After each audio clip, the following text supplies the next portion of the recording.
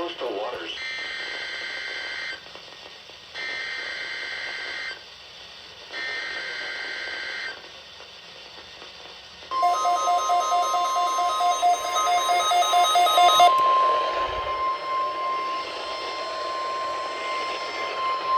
Required weekly test.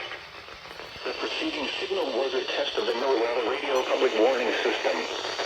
Specially built receivers are activated by the signal to warn of severe weather or other hazards.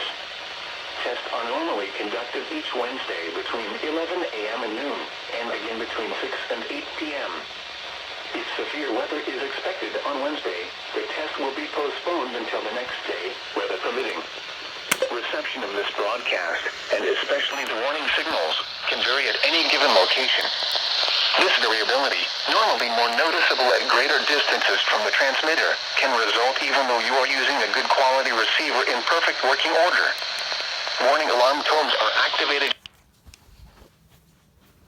heavily received in sufficient strength for consistent and dependable service. For station KIH 26 in Daytona Beach, warning alerts will be activated for Volusia, Flagler, Putnam, Lake, Seminole, Brevard, and Orange counties. For station KIH Lake, Orange, Osceola, Polk, Seminole, and Volusia counties. For station WXG-70 in Melbourne, warning alerts will be activated for Brevard, Indian River, Orange, and Osceola counties. For station WWS-69 in Fort Pierce, warning alerts will be activated for Indian River, Martin, Okeechobee, and St. Lucie counties. This has been a test of the NOAA radio public warning system. We now return to the regular broadcast program.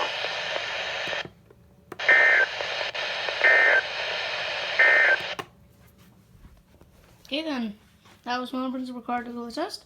Stay tuned for next clip, which is going to be KHP32s.